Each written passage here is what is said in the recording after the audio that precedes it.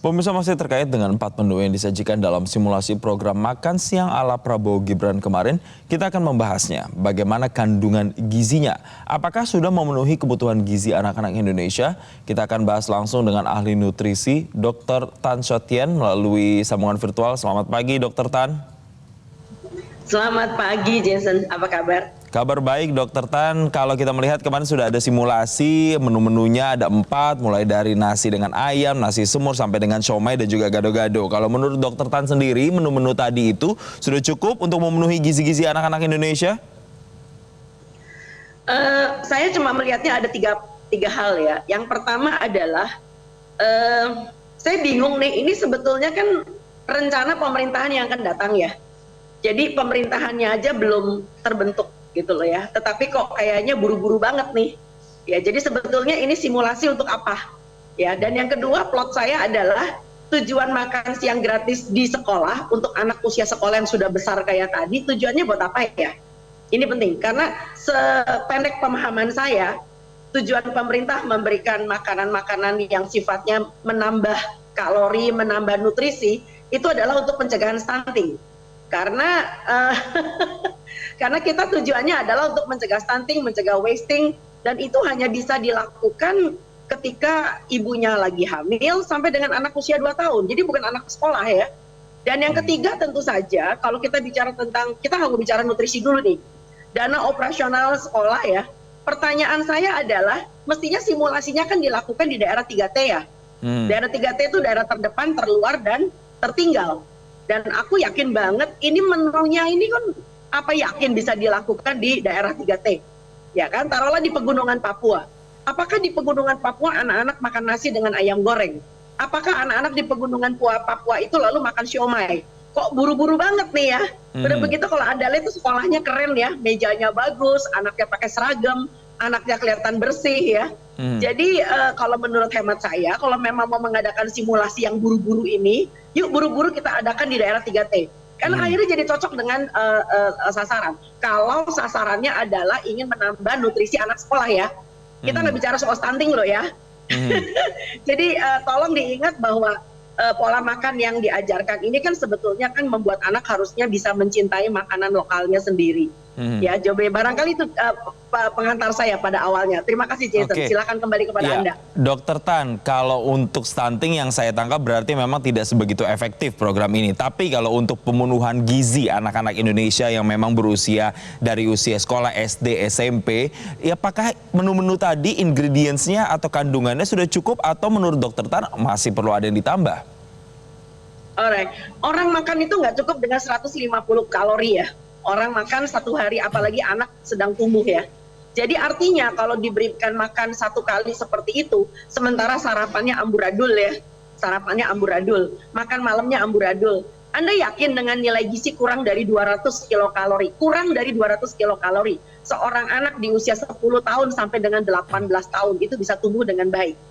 Ya, jadi kalau menurut hemat saya ya ini bukan soal bagi-bagi makanan deh ya, tapi bagaimana justru yang sama urgentnya itu adalah tentang edukasi gizi keluarga. Ya, sebab percuma aja dikasih makan siang kalau anaknya ke sekolah nggak sarapan, betul apa enggak? Lalu kemudian pulang rumah gitu ya, udah rumahnya jauh ya. Jadi sebetulnya dana itu bisa dipakai untuk memperbaiki sekolah yang reot ya, yang hampir runtuh ya, tapi diberi makan sementara sekolahnya reot misalnya, kayak itu kan sedih juga. Jadi jangan sampai anaknya pulang juga makannya cuman ya mie instan. Jadi aku yakin banget bahwa dengan memberikan makan tambahan 200 kilokalori per hari, ya barangkali bisa menambah, tetapi kalau makan pagi dengan makan malamnya masih amburadul ya percuma. Punten, saya ngomong kayak gini tolong jangan digeruduk ya. Ini banyak sekali yang akhirnya ngegeruduk saya nih kayaknya, ih kamu tuh kok ini banget sih, nyinyir banget sih, orang programnya aja belum berjalan. Iya, programnya belum berjalan, makanya sabar dulu, kan anggarannya lagi dirancang. Nah kalau anggarannya udah ada, bisa dirancang, lalu pemerintahannya sudah berdiri, boleh deh. Bukannya yang namanya anggaran belanja negara itu harus dirancang lebih dulu, baru lalu kemudian kita bisa lakukan baru kita bisa lakukan aktualisasinya. Kembali kepada Anda, Jason. Baik. Di luar tadi sejumlah pertanyaan-pertanyaan Dokter Tan dan juga memang problematika yang terjadi terkait dengan program makan siang gratis ini, tapi artinya yang saya tangkap untuk mensukseskan program makan siang gratis, kalau tujuannya untuk menyehatkan anak-anak Indonesia, memenuhi nutrisi anak-anak Indonesia, nggak cukup kesuksesannya hanya dari makan siang gratisnya, tapi juga diperhatikan makan pagi atau sarapan dan juga makan malamnya, begitu Dokter Tan? Persis banget, karena ini seperti kayak program yang sudah berjalan dari Kementerian Kesehatan Republik Indonesia. Ya, Kementerian Kesehatan itu memberikan yang disebut dengan pemberian makanan tambahan untuk pemulihan, PMT pemulihan, yang ditujukan kepada ibu hamil dengan KEK, ibu hamil yang lingkar lengan atasnya kurang, dan juga untuk anak-anak yang terancam stunting dan wasting. Nah, ketika memberikan makanan tambahan ini yang dikelola oleh Posyandu, keluarganya kan juga diedukasi. Ya, tapi kalau cuma dikasih makan doang, lalu rakyat kita, maaf ya, cuma jadi penadah makanan gratis dan tidak ada edukasinya, ya pertanyaan saya mau sampai kapan? Barangkali simulasi cuma 1 hari ya, tetapi untuk membuat seorang anak tumbuh dengan baik, wow, ini butuh sesuatu yang sifatnya sangat jangka panjang. Nah, pertanyaan yang paling bagus adalah ini mau seberapa panjang, mau seberapa lama? Ya, sebab masalah perbaikan nutrisi itu nggak bisa cuma 1-2 bulan. 1 tahun pun nggak cukup gitu loh ya. Jadi pertanyaan yang bagus adalah ini mau sampai kapan? Seberapa lama begitu ya, karena untuk menyehatkan anak Indonesia bukan 1 bulan 2 bulan begitu Dokter Tan. Tapi yang menarik Dokter Tan begini, anggaran untuk makan siang gratis ini kan per porsinya Rp15.000. Kita tahu demografi kita itu berbeda-beda secara harga dan kebutuhan pasokannya, suplainya juga beda-beda, yang tentu ini akan berpengaruh terhadap harga. Kalau menurut Dokter Tan, Rp15.000 pukul rata Sabang sampai Merauke dengan menu-menu seperti ini, apakah akan bisa mencukupi dan memenuhi goals-goals tadi Dokter Tan? Aku yakin bisa banget dengan catatan kalau bahan bakunya bahan baku lokal. Seperti anak Papua misalnya nggak mungkin diberi siomay ya. Tapi kalau anak Papua misalnya diajar kembali makan papeda dengan ikan kuah kuning, 10.000 aja bisa kok gitu loh ya. Nah, ini kan yang menjadi hal yang sangat menarik. Jadi jangan sampai kalau akhirnya makanan-makanan ini akhirnya menjadi terbuang percuma karena selera anak aja sudah berubah ya.